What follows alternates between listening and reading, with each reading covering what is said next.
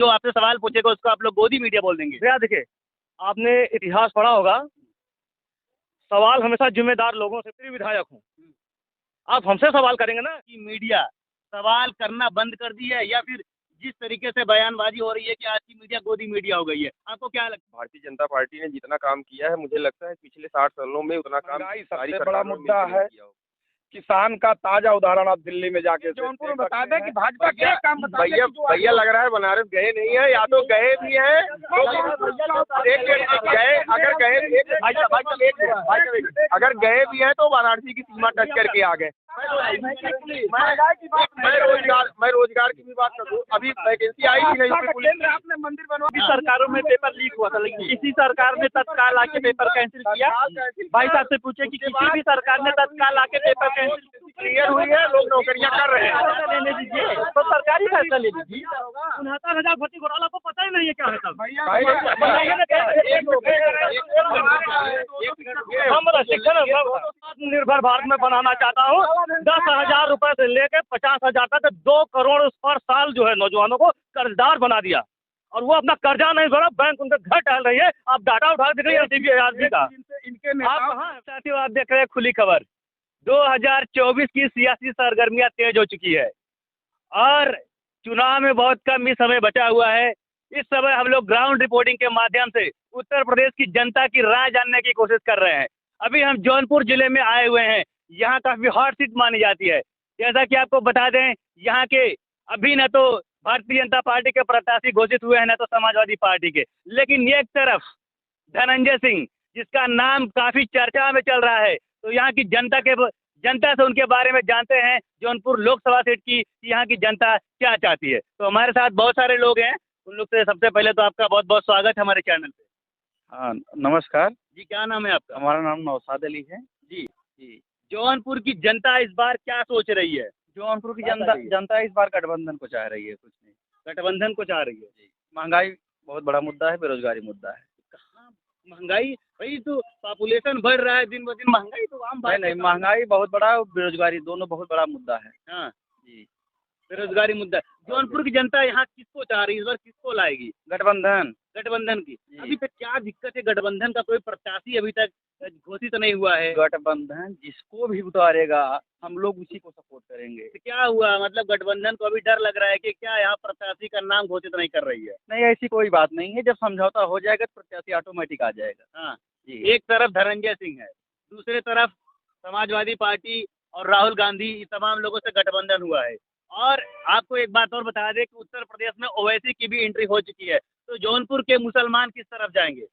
जौनपुर के मुसलमान भली भांति जानते हैं कि आज देश में किसकी जरूरत है, कौन हमारे लिए लड़ सकता है, कौन हमारे हर अधिकारों की रक्षा कर सकता है। तो मुसलमान ही नहीं, दलित, पिछड़ा, अल्पसंख्यक, मतलब आज समाज में जो तबका पीड़ित है वो सब गठबंधन, इंडिया गठबंधन के साथ खड़े हैं और इस बार जो है एनडीए को हराने का काम करेंगे। एक तरफ आप लोग पीडीए की बात करते हैं, दलित, पिछड़ा, अल्पसंख्यक की बात करते हैं, दूसरे तरफ पल्लवी पटेल आपसे नाराज हो जाती हैं, स्वामी प्रसाद मौर्य आपसे नाराज हो जाते हैं। तो आप कहाँ आपके अपने अंदर ही एकात्मक नहीं हो पा रहे हैं, तो फिर पीडीए की बात आप समझिए, भाजपा एक छद्म पार्टी है। ये भली भांति जाती है किसको कहाँ से चोट करनी है। धन बल के दम पे, धन का लालच देके एन केन प्रकार ईडी सीबीआई, जैसे आजकल है ना कि बीजेपी के 3 हाथ, ईडी सीबीआई और मीडिया, ये बखूबी इसको इस्तेमाल कर रही है। मीडिया को भी लपेट लिया है, इसमें कोई शक नहीं है। मीडिया और गोदी मीडिया, आप समझिएगा, अभी पेपर लीक हुआ है, गोदी मीडिया ने कितने बेहतर तरीके से है यह दिखाने का प्रयास किया जो है कि छात्र जो प्रदर्शन करे ये गलत है, और एक दूसरी मीडिया जिसने बताया नहीं पेपर लीक हुआ है, जो आंदोलन छात्र नौजवान कर रहे हैं वो गलत, जो सही है, सरकार गलत है। तो क्या आप बताइए उसमें मीडिया सही कौन है, गलत कौन है? एक तरफ गोदी मीडिया, एक तरफ मीडिया है। आप कौन मीडिया ये आप जानते हैं, ये मैं आपको क्या लगता है? अब आप देखेंगे, आप आए हैं खुली खबर लेकर आए, धीरे धीरे समझा जाएगा। आप गोदी मीडिया में शामिल है, मीडिया में शामिल है, वो लोकतंत्र के स्तंभ में आप शामिल है, या लोकतंत्र नीचे से छाटने वालों में शामिल है। इतने बड़े बड़े पत्रकार है जो आपसे सवाल पूछते हैं, उनको तो समाजवादी बसपा के लोग गोदी मीडिया घोषित कर देते हैं। क्या जो आपसे सवाल पूछेगा उसको आप लोग गोदी मीडिया बोल देंगे? भैया देखिए, आपने इतिहास पढ़ा होगा, सवाल हमेशा जिम्मेदार लोगों से पूछा जाता है। अगर आप नागरिक हैं देश के लिए, देश के नागरिक हैं, आपकी जो जरूरतें हैं उसकी जिम्मेदारी सरकार की होती है, और आप विपक्ष से सब पूछेंगे सवाल जिसके पास पावर ही नहीं है। जिम्मेदारी हम सरकार में बैठे, अगर हमारी जिम्मेदारी आपको सवाल हमसे करना पड़ेगा। मैं आपकी अपनी जिम्मेदारियों को नहीं निभा रहा हूँ तो आपको हमसे पूछना पड़ेगा। ये सब भाई साहब खड़े, ये नहीं जिम्मेदारी पद पे नहीं है, इनसे कैसे आप पूछेंगे? मान लीजिए मैं क्षेत्रीय विधायक हूँ, आप हमसे सवाल करेंगे ना कि हाँ ये पीड़ा में इनका दुख दर्द आप देखिए, या इनसे कहेंगे कि आप पीड़ित हैं? मीडिया सवाल तो सबसे पूछती है। मीडिया सवाल जिम्मेदार लोगों से पूछे, जिसकी जिम्मेदारी है, उससे सवाल आप नहीं करेंगे जो जिम्मेदार नहीं है। मेरा कहने का मतलब ये है, अगर मैं जिम्मेदार हूँ तो आपको सवाल हमसे करना पड़ेगा, अगर मैं जिम्मेदार नहीं हूँ तो आप मुझसे सवाल नहीं कर सकते। लेकिन आज की मीडिया सवाल कर रही है जो जिम्मेदार पद पे नहीं है, जिनकी जिम्मेदारी नहीं है। सरकारों में बैठे हुए लोगों की जिम्मेदारी है जनता की जिम्मेदारियों का निर्वहन करना, उनके लोकतांत्रिक मूल्यों की रक्षा करना। लेकिन क्या सरकार कर रही है? पत्रकार क्या कर रहे हैं? सरकारों से सवाल पूछने के बजाय उनसे सवाल पूछे जिनकी जिम्मेदारी ही नहीं है। वो पूछेगा आपने 10 साल पहले ये किया, 10 साल पहले अगर ये जो किया था वो बीजेपी का नहीं आई थी सत्ता में, उसने बेहतर का जो है विकल्प दिया था जनता को, और उस जुमले में जो है देश की जनता फंस गई। क्या लग रहा है आपको, आज देश की मीडिया सवाल करना बंद कर दी है, या फिर जिस तरीके से बयानबाजी हो रही है कि आज की मीडिया गोदी मीडिया हो गई है, आपको क्या लगता है? ऐसा कुछ नहीं है, गोदी मीडिया वगैरह सब एक प्रोपोगेंडा है विपक्ष का। और भारतीय जनता पार्टी ने जितना काम किया है, मुझे लगता है पिछले 60 सालों में उतना काम सारी सरकारों ने मिलकर नहीं किया होगा। हालांकि केंद्र में तो कांग्रेस की ही ये देख लीजिए आप लोग, भारतीय जनता पार्टी कितना काम किया, कहाँ आप जो है उसमें पड़े हुए हैं। भारतीय जनता पार्टी के किसी भी नेता से आप पूछेंगे यही कहेगा। आज बेरोजगारी सबसे बड़ा मुद्दा है, महंगाई सबसे बड़ा मुद्दा है। किसान का ताजा उदाहरण आप दिल्ली में जाके से देख सकते हैं। ये अभी जब सरकार कह रही है किसान जो है वो खेतों में काम कर रहा है, तो वहाँ कौन आके बैठे हैं? यही है ना, यही तो कहना, यही तो मीडिया नहीं दिखाना चाहती ना। मीडिया क्या है? मीडिया अपनी परिभाषा खुद भूल गई है। इस देश का चौथा स्तंभ मीडिया को कहा जाता है। मीडिया का काम होता है कि सरकार जो कर रही है वो सही है या गलत है वो विपक्ष को दिखाना। लेकिन मीडिया आज जो सरकार कह रही है कि नहीं ये सही है, गलत को अगर सरकार गलत आए हैं बनारस में 2000 करोड़, 5000 करोड़, 10,000 करोड़, 20,000 करोड़ का सौगात दे के गए हैं, उसका हमको आज तक नहीं दिखा। को पैसा गया कहाँ, उसका काम कहाँ हुआ है? यहीं पे जितनी बार माननीय योगी जी आए हैं, इनके जो भी बड़े नेता आए हैं वो इतना बड़ा बड़ा सौगात दे के गए। ये महोदय खड़े हैं, ये जौनपुर में बता दें कि भाजपा क्या काम बता दें। भैया लग रहा है बनारस गए नहीं है, या तो गए भी हैं तो अगर गए भी हैं तो वाराणसी की सीमा टच करके आ गए। बाबा विश्वनाथ नहीं गए हैं, ये कि नमो घाट नहीं गए हैं, या एक मिनट सुन लीजिए। और प्राइवेट अस्पतालों की भी बात आप कर ले तो वहाँ जाइए, पहले क्या स्थिति थी, हर कोने पे थूका रहता था पानी का। आज जाके देख लीजिए प्राइवेट अस्पताल फेल है, सरकारी अस्पताल क्यों नहीं करेंगे?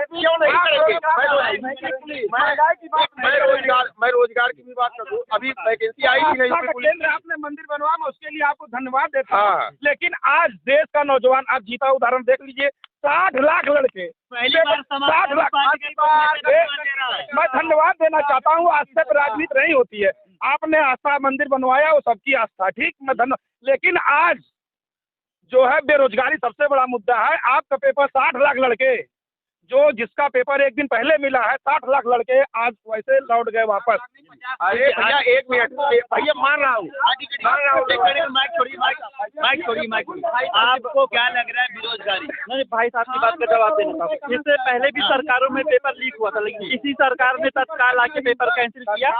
भाई साहब से पूछे कि किसी भी सरकार ने तत्काल आके पेपर कैंसिल किया? 69,000 में अभी सब मांग रहे हैं। सरकार ने एक्सेप्ट कर लिया कि मैं आरक्षण की सेवानी किया हूँ। और जब चुनाव था विधानसभा का, 6,000 सीट, 69,000 सीट थी, 6,000 एक्स्ट्रा दे दिए चुनाव लड़ना विधानसभा का। और उसके बाद जैसे ही विधानसभा चुनाव खत्म होता है उसके कैंसिल कर दिए। वो लड़के आज बैठे हैं, अधिकार मांग रहे हैं। आज भी जो है उनको ये लोग कहा गया, उस पर क्या कहना आप लोग? जो किसी का हक छीना नहीं गया है। 69,000 वैकेंसी क्लियर हुई है, लोग नौकरियां कर रहे हैं। 69,000 वैकेंसी में 6,000 लड़के लगभग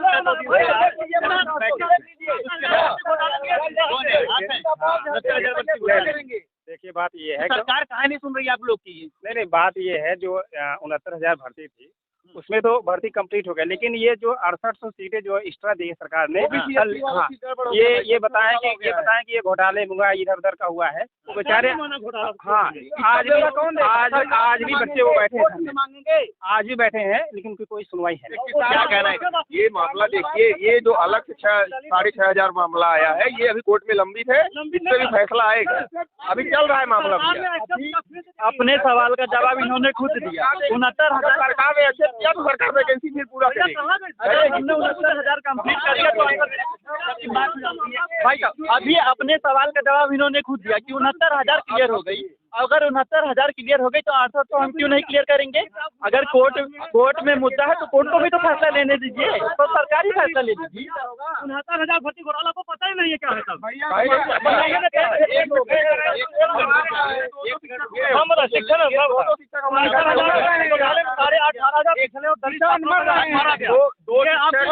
योगी सरकार में अल्पसंख्यक दलित पिछड़ा का हक मारा जा रहा है।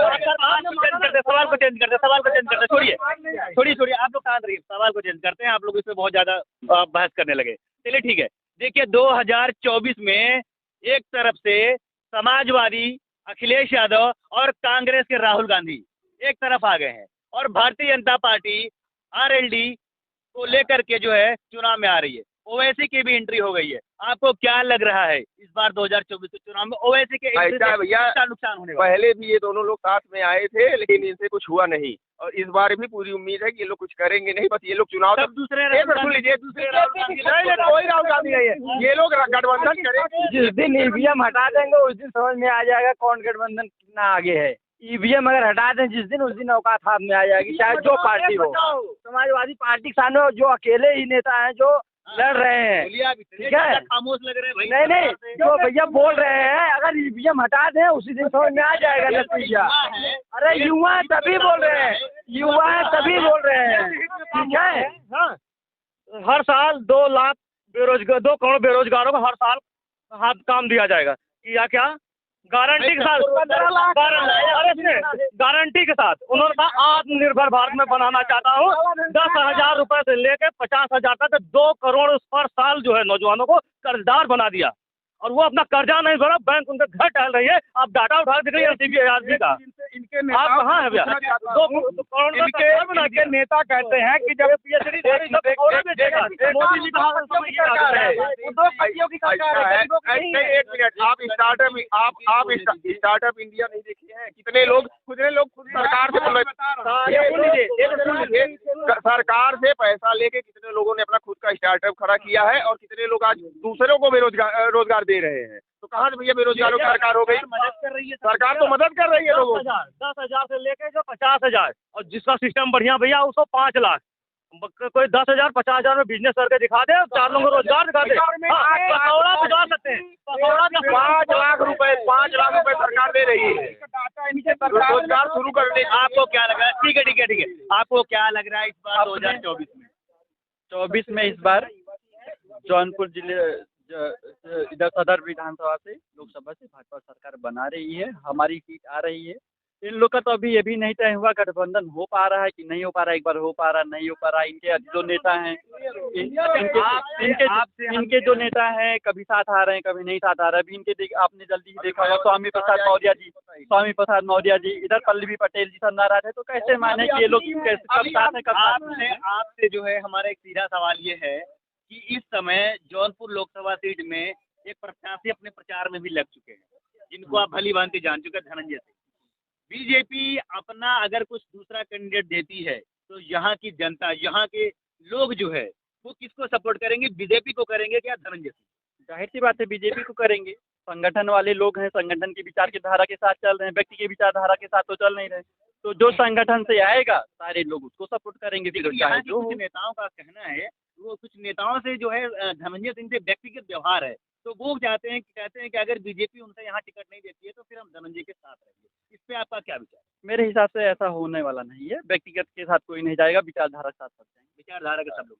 आपको क्या लगता है? आपको क्या लगता है कि यहाँ के लोग जो है धनंजय सिंह को सपोर्ट करेंगे या फिर व्यक्तिगत बीजेपी के लोग विचारधारा पे जाएंगे? जिसकी व्यक्तिगत दोस्ती है वो सदैव मदद करेगा उनकी। और अगर बात रही पार्टी की, तो जो लोग भाजपा से जुड़े हैं वो सदैव भाजपा के साथ हैं और भाजपा के लिए खड़े हैं। यहाँ पे 2024 के चुनाव में अगर बीजेपी धनंजय सिंह को टिकट नहीं देती है तो यहाँ के फॉरवर्ड जी, यानी क्षत्रिय और ब्राह्मण किसके तरफ रुख अपनाएंगे? पहली बात इसमें आप जातिवाद को लाइए मत, क्योंकि ऐसा नहीं है कि बस माननीय धनंजय सिंह के साथ क्षत्रिय ब्राह्मण और ऐसे लोग हैं, छोटे वर्ग के भी लोग हैं, उनके साथ उनका कार्य चल रहा है, कोई उसमें आपदा नहीं है।